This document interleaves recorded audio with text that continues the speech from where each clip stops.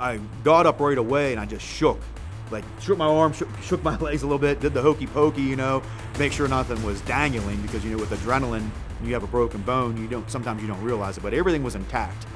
And you need to get on this bike and get to the pit and get checked out.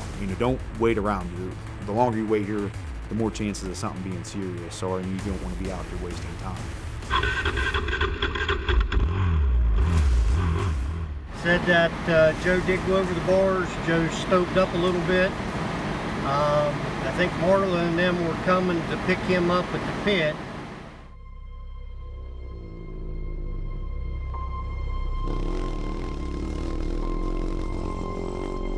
I think he told me he had to do about 7 to 10 miles after he'd crashed. He had to get back on the bike and make it to the pit.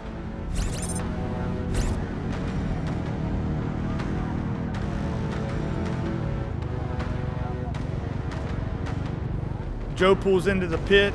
He's having a hard time getting off the bike a little bit. We got some help with him. Kind of got Joe some attention, got him, calmed down. Whenever he had pulled in, the first thing I heard come out of his mouth was he was apologizing for wrecking the bike. The first good sign is that he came back on the quad.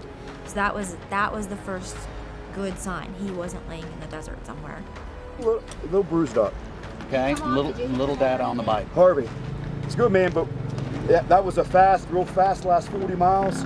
That shit sneaks up on you. We looked over the bike, we fixed the radio, we fixed our speedo, we had some other small issues from the crash. And then we put Jeff Harvey on the bike and got out of there. So when I left the pit, my intent was to basically hit the throttle and go through the gears and see how the bike felt at top speed. Just put the bike to the test in the first mile just to see what it would do.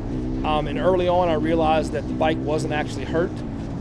It's just some of the cosmetic stuff, and I was really happy that we were able to zip tie the speedometer back on, because that was probably the single greatest piece of tool or information that you had during your sections.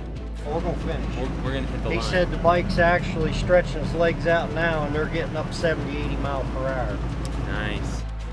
This desert racing is a completely different beast. Like, once I got out of sight of the pit, it is a very humbling experience to be out there by yourself, knowing that it's you and the quad and what feels like hundreds of miles of desert.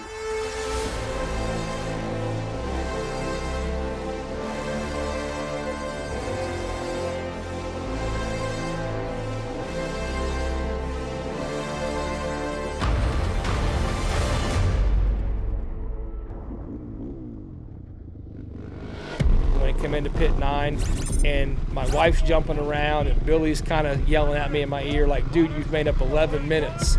That was kind of a personal journey. That was one of the things I'll never forget. So I knew I was going to go out there and put everything I had into my sections. The guys doing the pits, the guys traveling, trying to keep up with times, making sure the riders are there, they get what they need at the pit. The logistics is pretty awesome for everybody driving. We were just as much racing as I think some of the guys on the course were. May not have been as brutal or as tough. Truck 1, go ahead. Estimated time of arrival, 2:21. 2:21. Copy that, 2:21. 2:21, is that to checkpoint 10 or 11?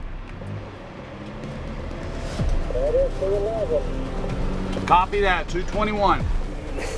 And we are headed to pit 11 now. We are, essentially on the downhill slide. It's 11 and 14 is our last pit, and it's 15 to the finish. So we're roughly, once I get back on, it's roughly 100 miles to the finish. And damn, this has been one of the longest days ever.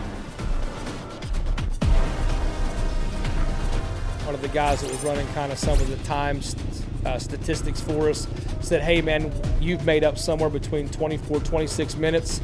I had went out to be a part of this team and was able to kind of help reel in the deficit that had been created early on. And I knew that my hope was that if Gator found out I was making up time, that it would kind of rejuvenate him and that he would, when he got back on the bike, he would have kind of a new sense of purpose to kind of get after it. So we all roughly had cut it out. We actually put Adam towards the end, maybe a little bit more on the ATV just because of his speed.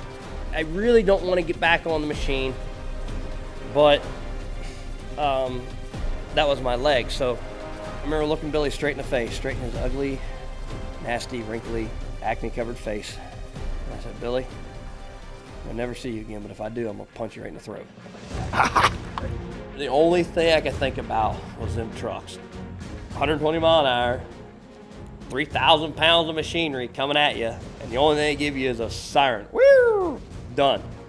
And I am like a cat pooping razor blades, just nervous as heck. Hardcore hands it off to me, Harvey. And I said, how is it? He's like, it's like driving a school bus, Gator. I said, oh yeah? He goes, yep, an old Bluebird. I got up to 74 on a flat, straight road. And it wasn't doing this. Huh?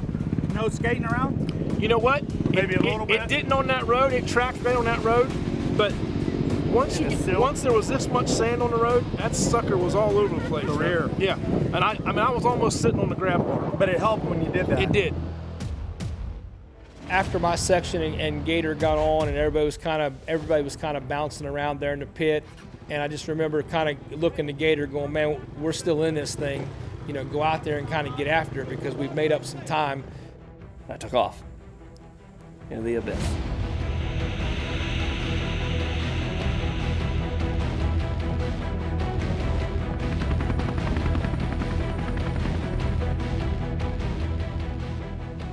Then we get out there and I go from pit 11 to pit 12. I make pit 12. Fill her up. They're like, you're doing good. You made up some time. And I'm like, hell yeah. Fuel? They're like, you want to fill her? I said, nope, no dust. Thank you. Take back off.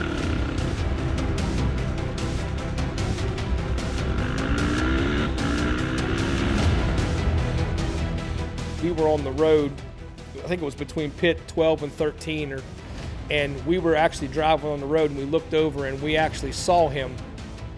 And Billy and I were in the truck and we looked at each other like, Gator is flat out on it. And you could just tell by the way the bike was kicking up dust, and you could tell by the position he was in. And when he was in that spot, and Billy and I looked at each other like he's about to do something special. And everybody in the van got excited because how fast he was running. You could just tell he was in that crouch, that which he was going to try to push clear to the front.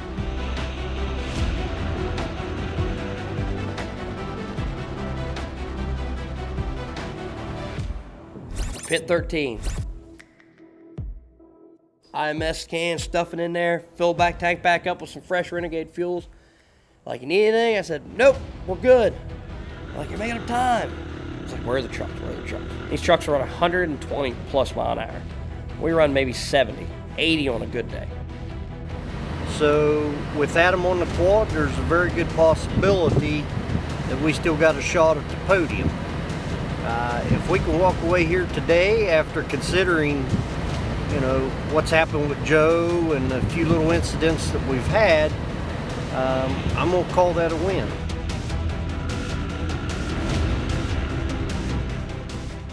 And I remember getting the last pit, and they're like, they're at this pit, the trucks are, they're at this pit. And we've run 490 miles or whatever through the desert on this machine. All in all, we're all starting to get fired up, just to be able to bring home a finish at the V2R for our East Coast team, and the support of CST and our military families across the world.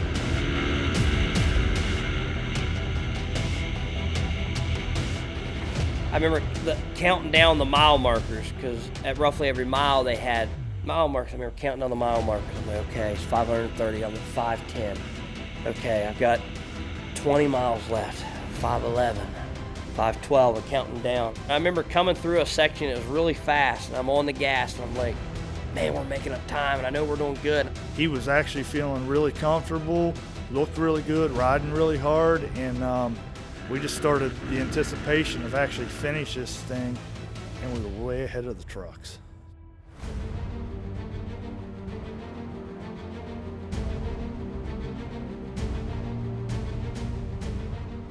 We were all racing to the finish line, and we were all excited because we thought, listen, there's still a chance for us to get in the top 3 here.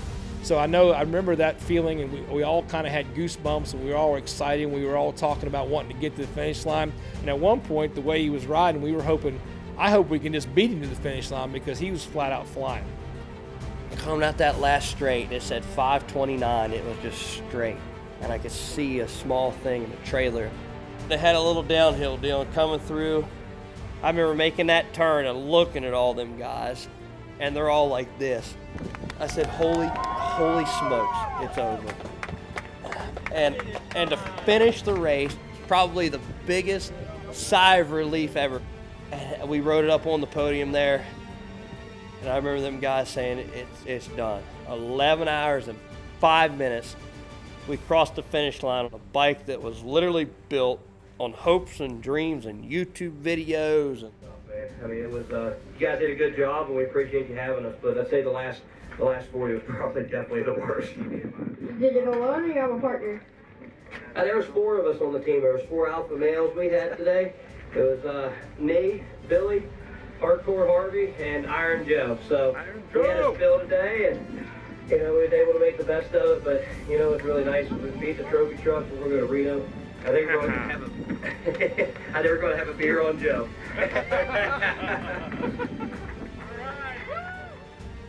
It was an experience that, I think that we all took in and enjoyed, but yet, like I said, the adrenaline and just the pressure of finishing really got to us all, and thankfully they all finished safely.